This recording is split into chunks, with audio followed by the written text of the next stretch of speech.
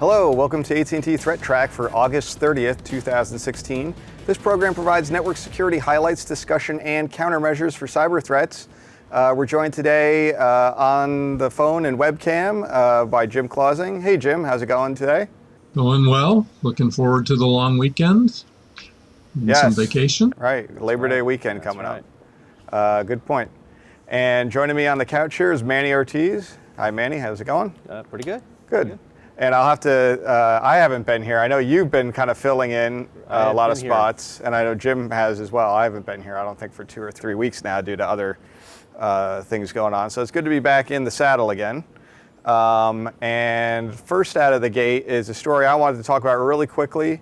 Probably people are already aware of this, but Apple recently released a patch for iOS. So that would be your iPhones and your iPads. I'm not sure, I don't know if iMac or if the Macs have a separate patch for this or not, or if they're impacted, but certainly for your phone and your iPad, you would want to apply this patch as soon as possible. And it's just automatically, it comes, normal distribution like it normally does to your phone via the update process. However, this one's a little bit more interesting. There are 3 zero-day exploits that it is covering, and these have been observed in the wild, these attacks, using these 3 exploits, which I have the CVE numbers here listed to kind of give you some frame of reference of what they do and how they work. But in conjunction with these exploits, which they're calling the Trident exploits, they've seen people using the Trident exploits to install this Pegasus spyware, which is kind of like one of those phone spyware kits that let you listen to the microphone and do all that kind of stuff. Read the SMS messages and text messages, all that kind of stuff. It can be triggered remotely. It is one of these ones where an attacker could send you an SMS or an email with a link in it. If you click on that link, just by visiting it, you could get compromised. So it's one that's kind of important to take care of and make sure you're patched so that you're not compromised by this. The attacks so far have been very limited and targeted. It's not one of these widespread campaigns, but still one of these things where you definitely want to patch your phone as soon as possible. Just wanted to bring everyone's attention to that. Although it's been kind of getting a lot of talk and media coverage, I think, over the past few days here anyway. So you're probably already aware of it, but if you're not, if we are your only source of news, thanks for watching. But I would assume that you're probably already aware of it, just in case. So next story is one that Jim wanted to touch base on. I guess you had talked about this story before, Jim, but you had some kind of follow-up to discuss about it? I think Manny may have done this story a couple weeks ago about how folks were using charging stations to hijack screens on phones and so forth. And we talked about a couple of ways that you can protect yourself. Take your own, adapter, their power supply, and plug it in rather than using their USB connector and that kind of thing. I've been following Tom Limoncelli's blog for forever, since back when I was spending most of my time as a sysadmin. And he posted something just the other day that went right along with it, so I thought this would be a good opportunity to highlight it. The title of his post is "USB cables should be charge only by default," which I wholeheartedly agree with. He gave a couple of options if you need to use USB plugs on a plane or in an airport or wherever to charge your device. There are a couple of options.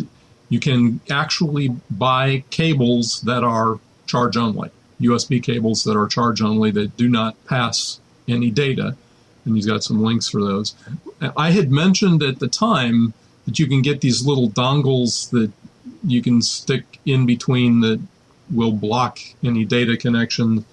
He calls them USB condoms, and I actually happen to have one here in my hand. I'll show it to the camera here. It's just a little thing. You stick your cable into this end, and you plug it into the USB connector, and it will block any data transfer. It will only allow the power to go through. It also has a nice feature that it's got a little chip in it that'll switch on the fast charging circuitry if your device can take advantage of that. The other option that he mentioned in his article was something that I hadn't seen before, but I think is a great idea, and I wish I could find more of them, is a USB cable that has a little switch on it, the on-off switch, so that by default it only charges, but then if you do want to do data transfers, you got it plugged into your own laptop or something, there's a little button on the cable that you press, and that will allow the data transfer, and it turns on an LED so you can tell what mode it's in. So just wanted to reinforce what we talked about last time and point out that I'm not the only one that thinks this way, that we should have ways of protecting our USB devices from all of the from the potentially malicious charging ports in airports or hotels or wherever you happen to find them. So anyway, since we had talked about it a couple weeks ago and I came across this, I thought I'd share it again now and just reinforce that. Yeah. So the I've heard of the USB condom things, and I actually have a couple of those. The cable with the switch on it, does that actually exist, or is that just one of his ideas?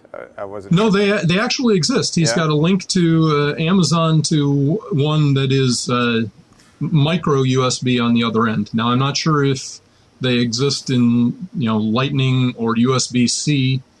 Those I'd need to go look for, but he actually has found some that exist for USB to micro USB.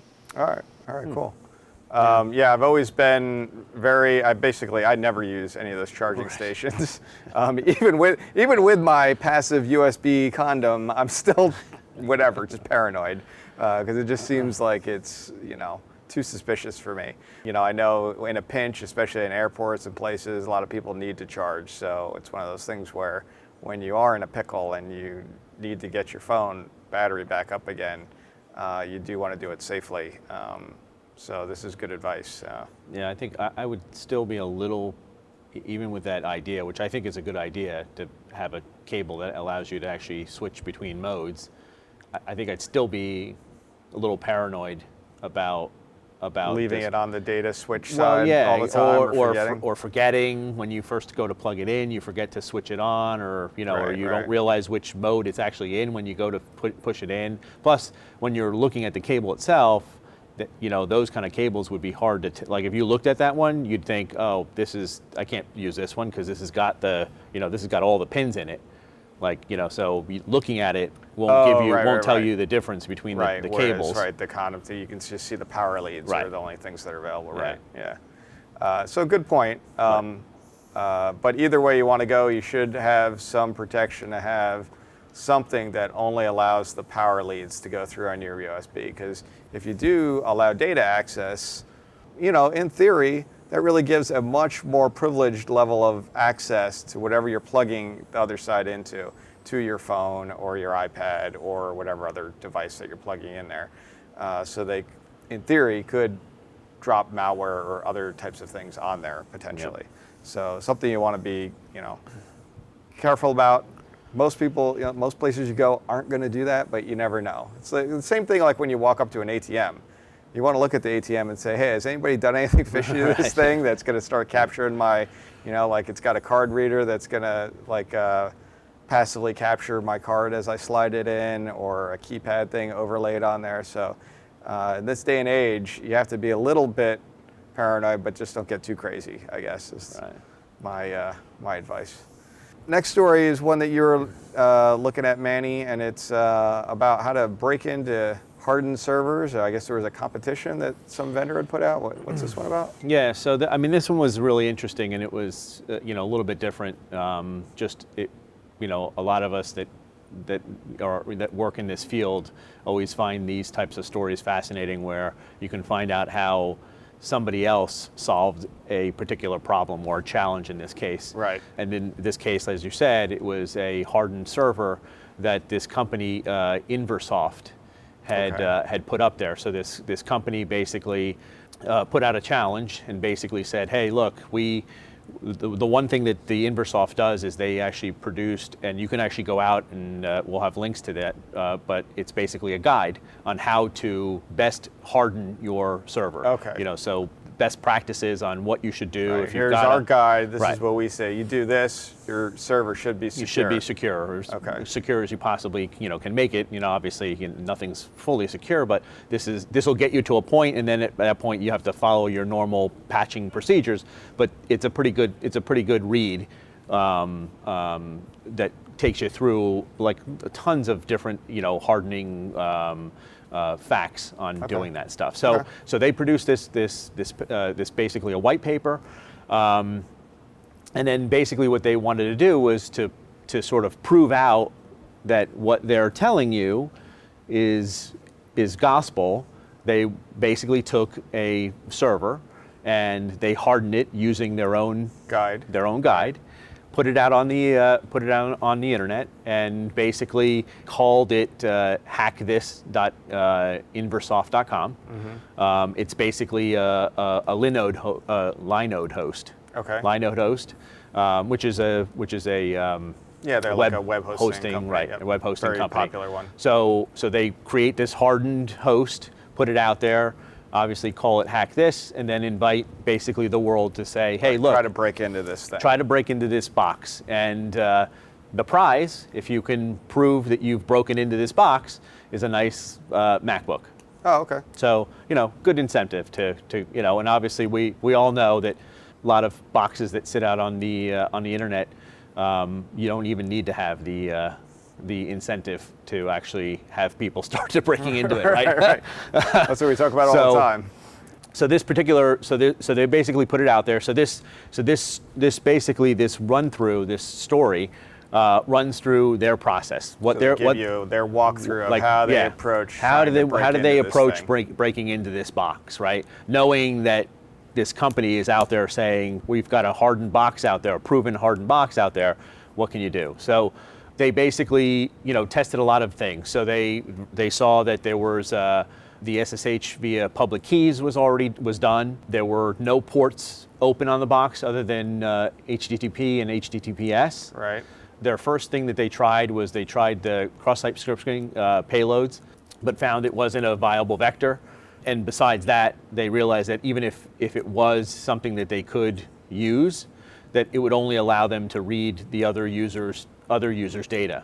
So they went to basically realize that they're going to try pretty much everything. So they tried guessing passwords to the passport user DB, which is one of the functions that this company provides. It's one of their products. Okay. So they tried guessing passwords to this using some information that they got from a Confluence wiki, which is where they had originally posted their white paper. Inversoft had, yes, okay. yeah. So they realized that hey, they use Confluence wiki to actually post this white paper. They tried to do the guessing didn't work, right? So obviously they had complicated passwords, or at least complicated enough, so they couldn't use that. So they tried a couple of known vulnerabilities against Confluence. That also didn't bear fruit for them. And also searching through, they ended up finding where the files for the wiki were actually being stored, and they were actually being stored under docs.inversoft.com. Okay. So that's where they were actually storing the wiki data. So they thought that they had a way in using this route. So they were trying to go like a side attack into this Docs Inversoft, which was not part of the competition necessarily. Not necessarily, exactly. Okay. Matter of fact, definitely wasn't part of it. So they figured if they can get in through, basically the side channel, it was probably their best bet, because they probably weren't so focused. Obviously, this company was going to be very focused on hardening that one server. Right. So trying to find something that would get you in from the side seemed like a pretty good approach. Okay. So they found out that this server had a bunch of HTTP servers, Postgres, a MySQL database, and one thing that they did find, it was using an old version of Ubuntu. Okay. So they figured, oh great, it's using an old version of Ubuntu. There's some vulnerabilities that are against this particular version. It was also using Elasticsearch. So they did find a vulnerability in the Elasticsearch, and that was exposed to the internet. That exposure to the internet ultimately allowed them to create a reverse shell, and ultimately got them a command prompt. Okay. Now, but was this on that docs.inversoft.com machine? Yes. Okay, so Yeah. they still haven't really gotten to the machine that they still haven't gotten. They're still going in through the side. Okay. But they've now got basically a command prompt. He's got a command prompt. So at this point, he thinks on another machine that's part of that same company. Right. So maybe they can laterally try to. Right. Okay. So at this point, they think that they're pretty far down the road because, at this point they've at least got a command prompt here on this one box. They think that they've got it in at this point. But what they find out is that on this shell, they're running as the user Inversoft, not as a root user. But they find out that this Inversoft user is also the same user that's being used on the Confluent side. Using this, they managed to actually dump on the Confluent side, so on the wiki side, they managed to dump the database. At this point, there's a ton of data that comes down from this.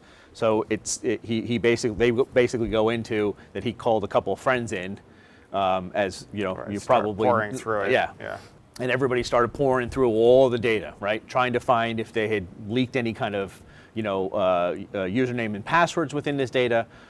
At this point, because they were playing around with the Elasticsearch and the Postgres, the one thing that came to mind was, at this point, we're far enough in that we have to start worrying about whether or not we're going to get caught. Because they started mucking around with a lot of stuff. So at this point, they wanted to make sure that whatever they touched was, that they did it very carefully, not to raise any alarms, because they figured they're probably watching a lot of the stuff. They're obviously watching this one box, right? But that they're also watching a lot of the other stuff around there, and they don't want to let on that they're possibly trying a side channel attack. Right. They end up finding a username and a password for the Linode account, which was known to be used to provision the original HackedThat server. Right. Okay. Right. In that database dump of stuff, or whatever? Exactly. Okay. In the database dump. So they end up. So now they've got basically a Linode account for that box that they're trying to actually, where the crown jewels are. Right. But unfortunately, that account that they get from this database, it's not the right account. So it was an account that they used to provision a Linode account, but it wasn't the exact one that they needed for this box. They get a Linode account and they use the web-based console to get root. So now they've got root on the HackedThat box. Oh, okay. Right, but it's a Linode. It's not the actual for the box itself. It's for the provisioning, right? So it's on the web hosting side. They've got the account that actually created that box. Okay. Right, because it's basically a virtual machine. Right. At this point, they want to go back and look at this user Inversoft. What they did was they looked and they were able to look at this user's home directory, and within this home directory, it was actually being used by a lot of other people at Inversoft to provision a whole bunch of other things within their environment. One of those things was that the HackedThat box. Okay. Right, exactly. They dug a little bit deeper, and within the Inversoft Linode CLI/config file, they find a Linode API key. At this point, now they're basically knocking on the door to get into this box. So now they have an API key, and they use the call list hosts to reveal two hosts, the two hosts that they're actually going after. At this point, they're planning basically a smash and grab, because they realize that once they go in, they're probably going to be detected pretty quickly. Right. And so what they want to do is... So they case the joint. Exactly. Now they're planning their quick smash and grab on So they actually plan this whole thing out to do it. They figure out what local time it is. They make sure that it's late at night so that they know there's nobody actually working there, and it'll take them that much longer to spin things up, to get which was somebody smart, to respond, right? So, so what they decided to do, which was kind of ingenious, they end up deciding to connect the target's app server, the app server's disk, to a new host that they create. So they actually go because they're able to, they've got an account, they're in Linode. So they basically create, they create another box in the environment, and what they're going to do is they're going to attach the app server's disk to their new client, to the new client that they build. So they got a plan, they're going to execute, they do it. The first thing that happens is they realize that there's a firewall rule in place that only allows the app server to talk to the actual IP address of the real box, not their box. Right. So big mistake right there when they're in the middle of the grabbing, So quick thinking, since they've got the Linode account, they quickly re-IP their host, reboot the host, knock the other host off, reboot the host, so the app server connects to their box, and now they're able to do a MySQL dump, which they basically did, and was able to get into the box. Whatever they were supposed to get. Well, just part of the challenge. Just show proof that they were actually were able to get into the HackedThat box. Right. All right. Yep. I mean, it's a long description, but when I read through it really quickly, I didn't read through the whole article like you said, like you went through there. One thing I would point out to people, if this kind of thing interests you, there is a website you should check out called www.vulnhub.com, and they actually have virtual machine images up there that are intentionally vulnerable. And they have all kinds of different, people build their own ones that have different vulnerabilities. Some have web apps on them, some have other types of vulnerabilities. Maybe it's just an operating system one. And what you can do is you can get like VirtualBox or the VMware, I forget what that one is, that can just run a virtual machine. And you can run one of these vulnerable images, and then you can practice hacking against it. And they actually have walkthroughs. A lot of people do it, and then they post their walkthrough, kind of like what you went through. I would recommend you try it first before you go through a walkthrough. But you'll see that a lot of repeated, I've done a bunch of them over the past couple of years, and you'll see a lot of repeated techniques. A lot of people use Kali and the tool sets that come with Kali Linux. So it's good practice if you're interested in that kind of stuff. And like I said, there's everybody posts their walkthroughs on how they approach it, because not everybody does it the exact same way. So it's interesting to see how different people take different paths to get to the same ultimate goal. Yeah, and I think that's really what made this so interesting is if this kind of stuff interests you, reading through how they decided to approach the whole problem. And again, read through this, because this obviously, I just sort of caught the highlights here, but there's a lot of detail, and they actually spin you off into other sites that give you like a lot more detail here. Right.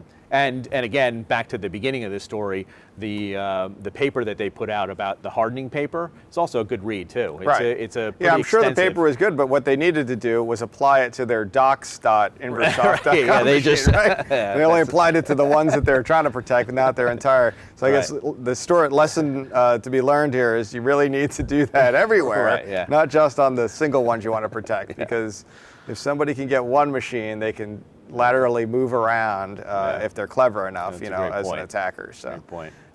It's a interesting story. All right, so the next one was one you were looking at, Jim, the unsubscribe link malware, and it sounds interesting to me. What's this one all about? Yeah, this was an interesting one that was published on Daniel Miessler's blog last week. It posted about it on Twitter too. He had a Twitter poll to go along with it. But we all get marketing email kinds of things. You go to a conference, you walk through the vendor expo, and you just want the swag, but they sign you up for mailing lists you don't want to be on.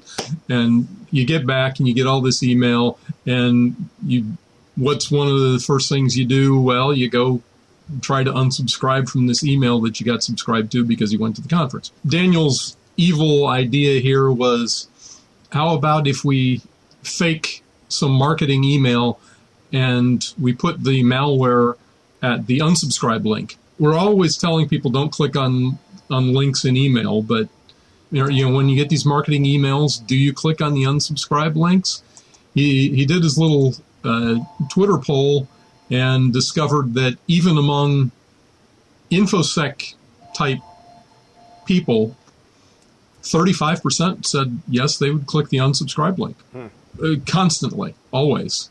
And 20 of them said often they would click 20% said they would often click the unsubscribe link. So this is 55% of InfoSec people would fall for it if the malware was put, attached to the unsubscribe link of something that looked like a legitimate marketing mass email. So it just goes to reinforce, we always are saying don't click on links in email, and use whatever technique your email reader gives you, hover over the link or whatever to try to see where the link actually goes. But even those of us who do this for a living can still fall for it if the bad guys are creative enough. And so, it's just one that makes you think we're only human, and even those of us who do this as a full-time job sometimes fall prey to these kinds of things if the bad guys are creative enough. Right. So I just thought it was an interesting read and an interesting survey, Twitter survey that he did, and a little bit scary results because even the InfoSec guys were falling for it. Yeah, I found it interesting too, and it's kind of like when I thought about it, in spam email, whenever we see spams, usually the link that's in the spam or the malware fish that they're sending to you is overt, and it's one that they want you to click on. Whereas the unsubscribe link, you're a little bit caught off guard because that's one most people, they don't want you to click on that. You know what I mean? Right. When in most they emails, right? They hide it in the small print down at the bottom, Yeah, so you're kind of taken off guard. Like even I, like an InfoSec person, you'd be like, well, they're not, they don't want me to click this in the first place. So why would this be a weaponized link? But it's a clever tactic. So I guess now Daniel Miessler there? Is this a theory that he was in his head as opposed to something he's actually seen, actively done? I believe that this was just his thought experiment. I don't believe that he had actually seen this in use in the wild, but now that it's out there, somebody will do it. Yeah, somebody will probably say, yeah, that is a great idea, and let me go use that tactic. Yeah, right. Yeah. Always read email the way God intended it in plain text. Right. So let's go take a look at the internet weather. There's nothing super special going on this week that we haven't already talked about in previous weeks, but I was going to cover just kind of some observations that we've been seeing relative to the previous few weeks. No big surprise here. This is the most probed ports. So this is in terms of not how many people are scanning, but just number of scan probes that are occurring. 23 TCP, it's always around the top. It's accounting for more than half of all of the scan probing activity going on in terms of the sheer volume of probes.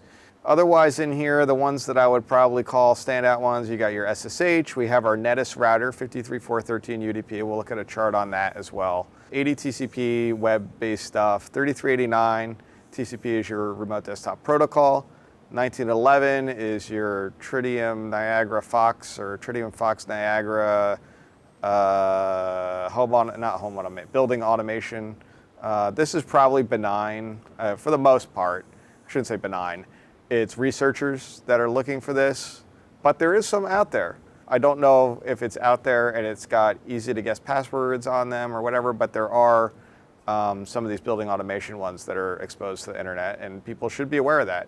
A lot of times they have a contractor come in and set this up, and the owner of the system might not even know that it's really being exposed. That's an important thing to be aware of. 21 TCP FTP, there's been a little uptick in that as well.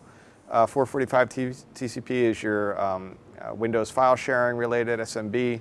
That's also had a slight uptick, and the 53 UDP has gone down a little bit. This is probably, 53 UDP would be probably looking for hosts that could be used as part of DNS reflection attacks and whatnot. So this is the most sources probing. So if you were to get, and this is usually a good indicator of botnet related activity, because what it's saying is that you've got a lot of unique individual hosts scanning for these ports, across, time windows with each other, so that they're like doing things en masse around the same time. 23 TCP, I'm sure that you guys have been talking about it for the past few weeks, is remained very high. It's accounting for 81% of all scan sources. So that's basically, and when I say all scan sources, I'm not talking about just the top 10. I'm talking about all. I'm talking about, because you see the other slice in here. That accounts for about 2,200 other ports and protocols that we are computing into the scanning algorithm here. So it's really all scanning. So of all scanning activity that's going on, 8 out of every 10 of them are scanning for 23 TCP telnet, which is a lot of these home routers, these other embedded devices that have telnet open, they have a weak password, they get compromised, this malware gets dropped on there, and it starts scanning for more. And until they can just keep, it's very worm-like in behavior, the way this has been going on. And it's kind of getting a little bit out of hand, because these volumes we've been seeing are more than I think we've ever seen on anything before, even back to some of these other worm-like viruses that we've seen over the many years.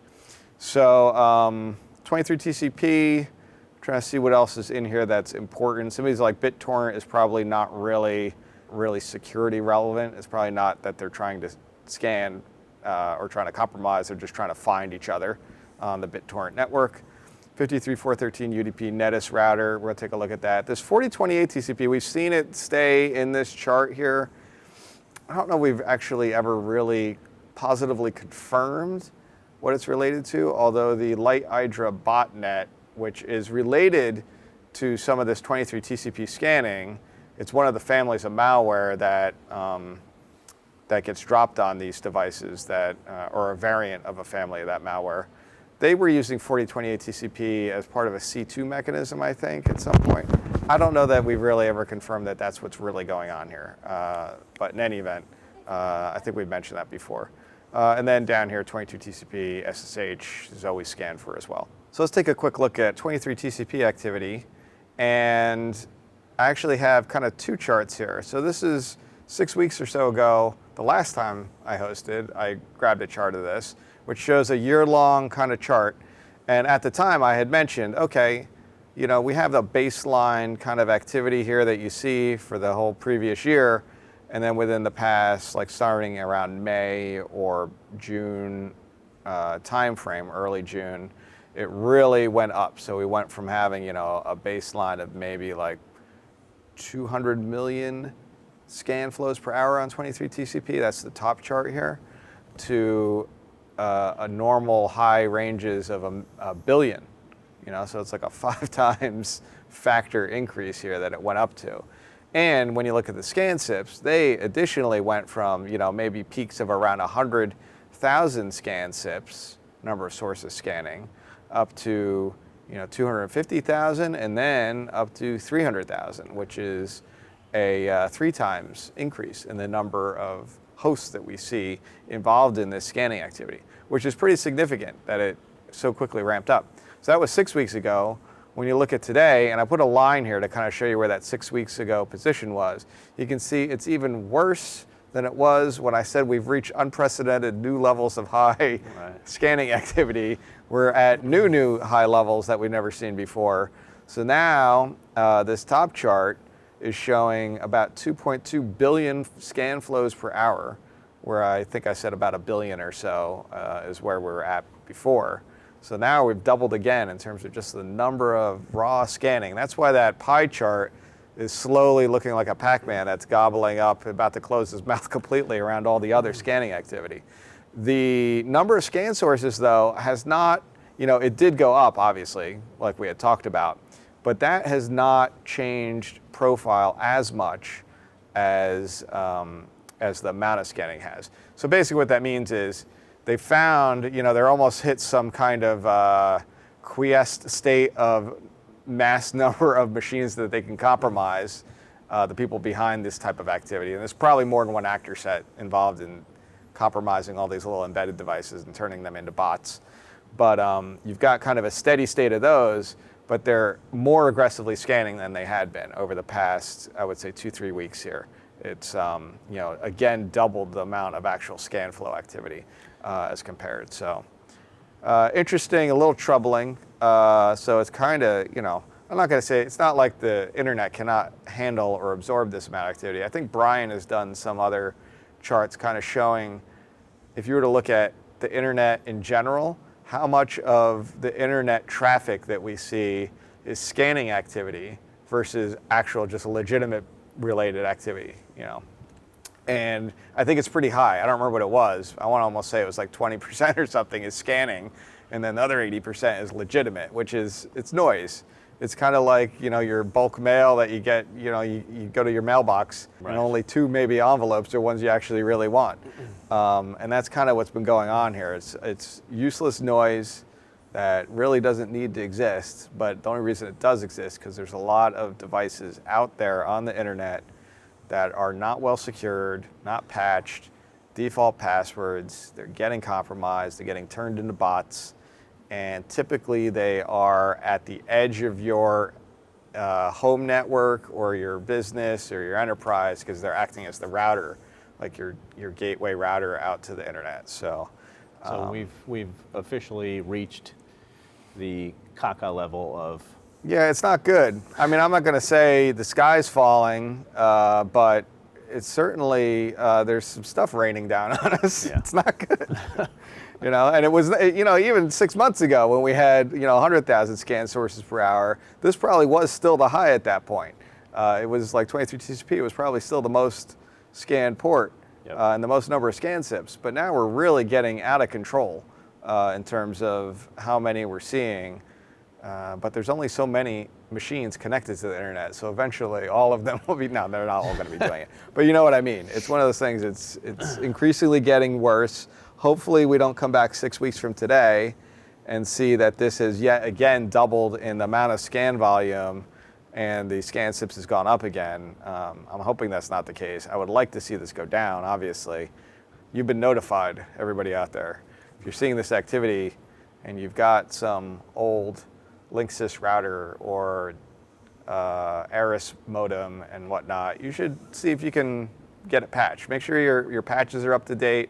A lot of these things are home devices, embedded devices, but they're all over the world too. So it's not just the United States, it's all over. There's large populations of them, sometimes distributed by different internet service providers in different parts of the world. So you might go to South America, there might be some cable television provider that deploys some model of modem to all their customers, and they're not patched or they have some vulnerability. So we've seen cases like that contribute to this type of activity. Anyway, so that's that. And it's not getting any better. We did a story last week on one of those wonderful devices. Oh, you did? Yes. Okay. Anyway. So the other one that we want to take a quick look at, 53413 UDP, Netis, that actually was at the number 2 position, I think, last week, and now has gone down to number 6, so it's dropped 4 levels. And here's probably why. You can see that we kind of go through these peaks and valleys with this activity. Whenever you see these sawtooth waveform things where it like sharply spikes up and then it kind of slides down like a wave, that usually is a really good indicator of botnet related activity, because the bots are getting an instruction that says, everybody start scanning.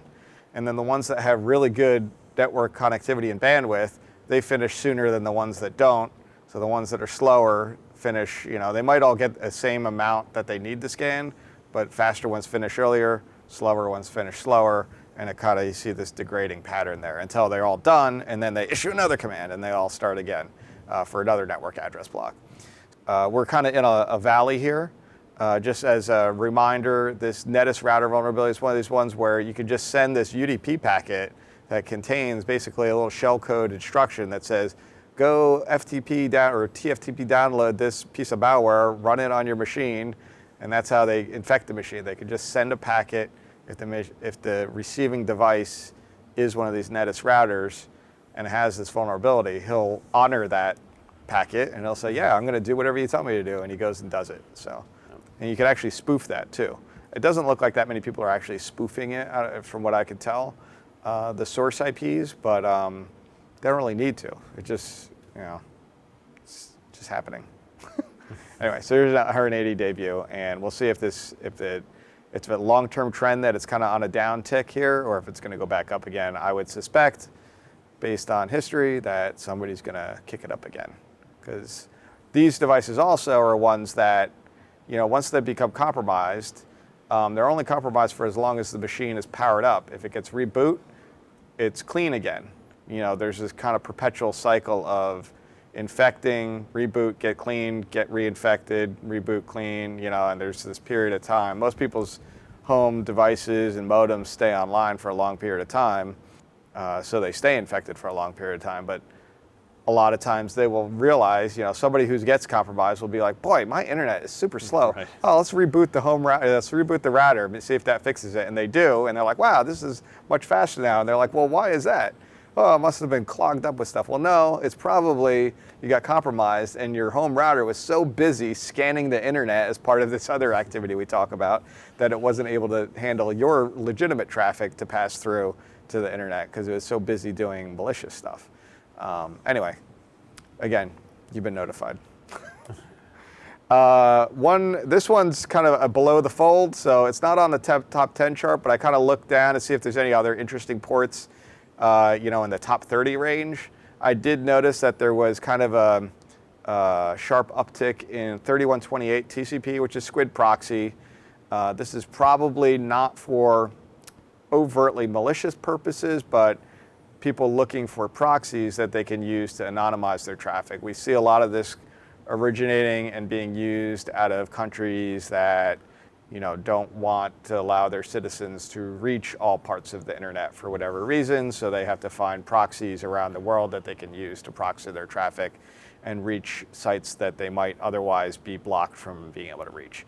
Or you also might have actors that are just looking for it so that they can anonymize their traffic otherwise for whatever they're doing. If you have Squid proxy or you use it, you should make sure that you have it set up so it's not allowing just anonymous access to it. You can set up authentication with proxy servers, and especially in a company or an enterprise, you would want to do that and make sure that only your users should be able to access it for their business traffic. So that's the show for today. Thank you for joining us. If you'd like to get in touch with us, you can email us at AT&TThreatTraq@list.at.com. We love getting your email, and if you send us something, we'll try to address it on the show. So please, if you have questions or comments about anything we talk about or things that you've seen that we haven't talked about, we definitely want to hear about it. So please send us an email. You can find AT&T ThreatTraq on the AT&T Tech channel, also on YouTube and iTunes. Please follow us on Twitter. We are on Twitter. Our handle is @ATTBusiness. I'd like to thank you, Jim. Thanks, Manny. I'm John Hogoboom. We'll be back next week with a new episode. Until then, keep your network safe.